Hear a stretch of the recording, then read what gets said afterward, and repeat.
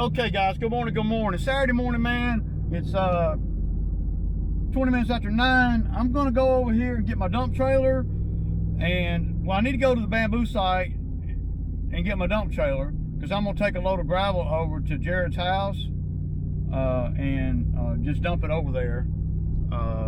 Try to help him out a little bit with some of the drainage stuff that they got going on. And I'm not charging for it or nothing. I'm just going to try to help them out because they do got some drainage issues they need to address. And he's done. You know, Jared dug trenches all over the place over there. So I'm going to get gravel and dump it, and then they can work it. I'm not going to hang around and work it.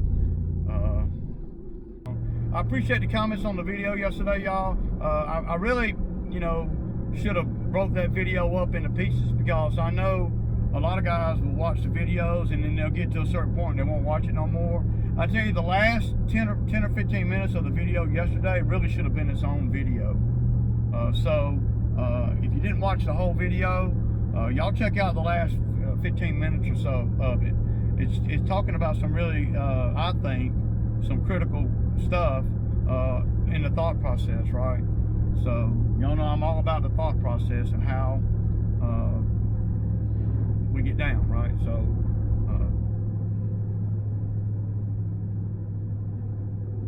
yeah. I'm not cutting any grass today. I may go over here when I'm done if I feel like it. It's just going to how I feel. That's a good thing about being self-employed.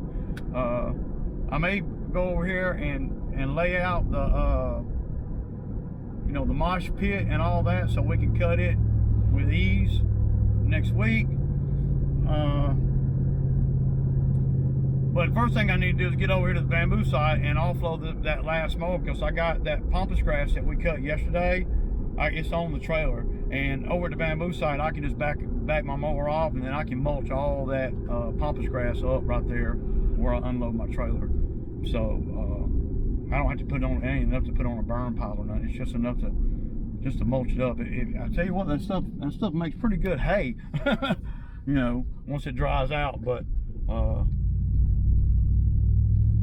yeah, for me, when I'm looking at videos online, and I do, if it's a 40-minute video or 35-minute video, I'm like, damn, I ain't got time to watch all that.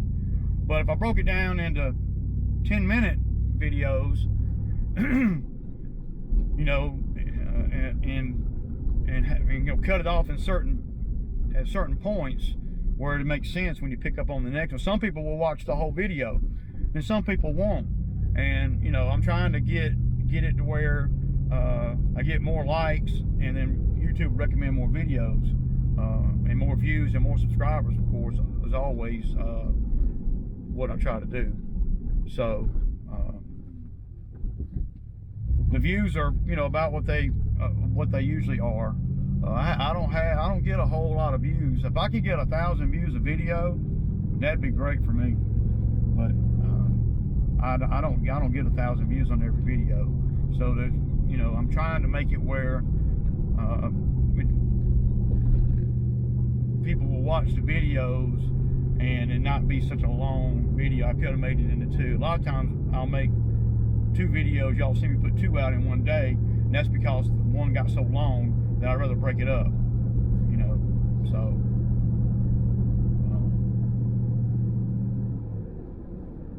I'd like to be able to, you know, like I said, get more views and more comments. Always, y'all comment. I wish everybody that watches this video, right here, if y'all could just put a thumbs up or anything in the comment, I would appreciate it, man. Because I get, you know, 400 or 500 views and I got 5 comments. Just a thumbs up or anything to help me with the algorithms of the YouTube. You know, you gotta, you know, say anything if you don't want to, but you know, I embrace that as well. So really ain't got a lot, man. I might get a little bit of video through the course of today. I don't really know. I'm not working today other than this right here, and then whatever I feel like doing. You you know, not enough work for me to have the guys out, but I don't want to be too efficient, you know, like I always have done, because normally I would, you know, work on the weekend too to kind of, you know, fill in. But I'm on, you know, if I start doing that now, I'll run out of work. Right now, I'm still gauging if I even got enough work, because we're super efficient to have a couple guys out here. We know Toby's going to be out here full time, and that's okay. You know, that's what I need. But we're, you know, I want to make sure that we have enough work to where everybody can continue to get paid. Ain't no point in working and running out of work, and then can't nobody really get paid, or the pay is, well, run out of work, right? You know, that's the thing. You don't want to run out of work. So just a quick little update on the gravel driveway and all the trucks we were supposed to have in here. Well, after the driver hit that power pole, you know, pulled that power pole down, I think, and messed up the drainage pipe over here on this end that we installed. I don't think the owner is gonna want him to come back, and the owner's gonna want him to pay for whatever it takes to replace that pipe, if it's, you know, indeed damaged. So at the end of the day, it's probably going to be about a wash on the gravel they brought versus what the owner here had to pay me to be here, right? And the pipe, you know, getting crushed in. I think it is. I don't know for sure. We'll see. My guy is going to bring his scope over here and look up in there. I think it might be busted. Now, I don't know for sure, but it's still going to require digging and replacing a 20-foot pipe. I mean, those pipes, even though we had them laying here, they're worth money. I mean, they're not cheap pipe, you know.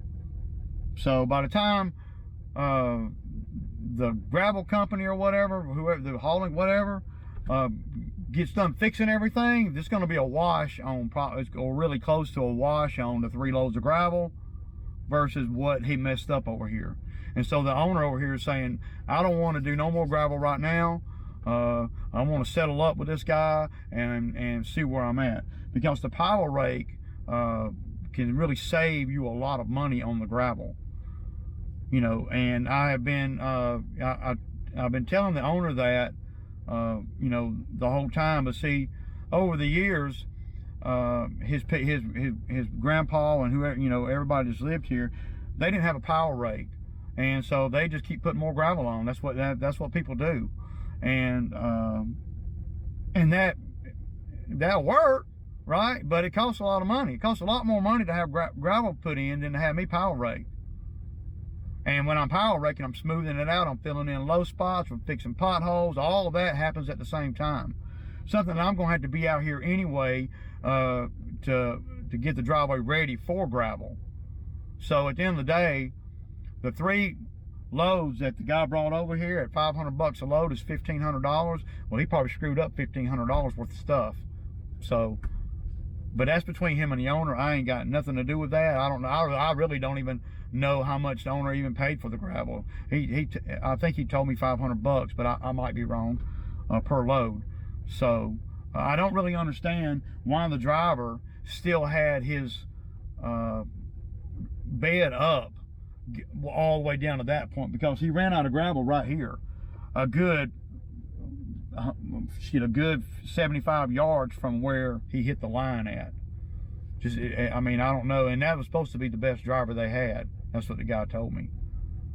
And I showed him that pipe, and he said, well, ain't nothing I can really do about that. Well, I ain't got nothing to do with it either, man. I know the man paid me to put that pipe in, and now you crushed it. So that's between you and him, where the gravel guy, I don't know if he miscalculated or what, where he screwed up at is he brought the gravel over here, and the owner here was going to pay him after it was all installed, after 8 loads. They got 3 in, and everything got screwed up. So now the owner, after he sees, he was out of town, and that was another factor. He sees how good the power rake pulled up everything, and he's like, man, we don't even need no more gravel, dude. And I'm like, I told you. Well, he's been hesitant about the power rake on the driveway because, well, we don't know what we don't know. And it's taken me a while to learn how to be a little sassy with the power rake on gravel. You got to be a little sassy with it and moving it up and down and changing the pitch and everything as you're going. And you got to go slow, and you can't go too deep, and that kind of thing. And over the years that I've had the power rake, and especially with this new skid steer, it can turn the rake a lot faster. And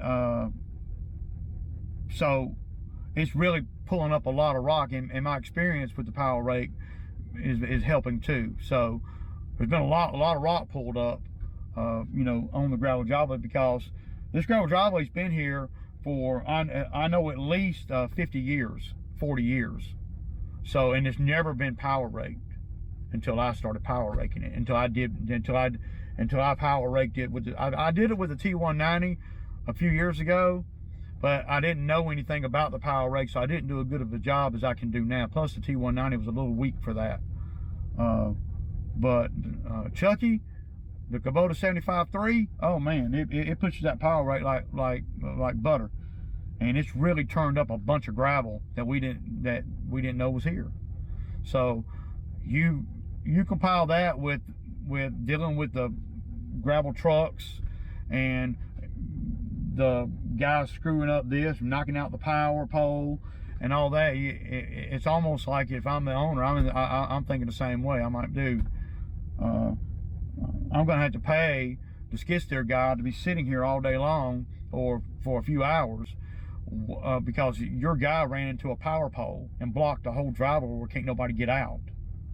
So I'm charging for that. I ain't got nothing to do with, even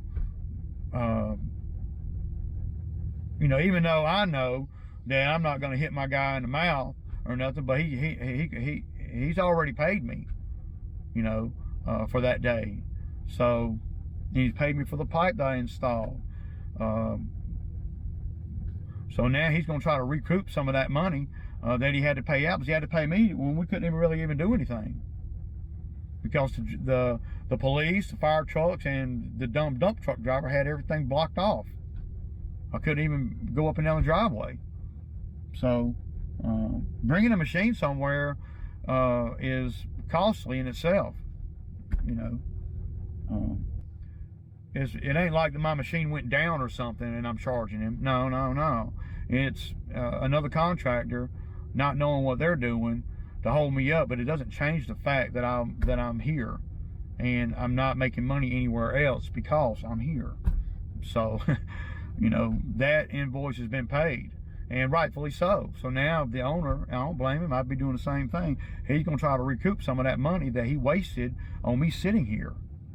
Though not big money, it's, you add that in with what it's gonna take to fix that pipe, and you might be at $1,500, $1,100 or $1,200 anyway. You got to buy the pipe now. See, before we didn't have to buy the pipe. I got paid to haul those pipe off from a job. So yeah,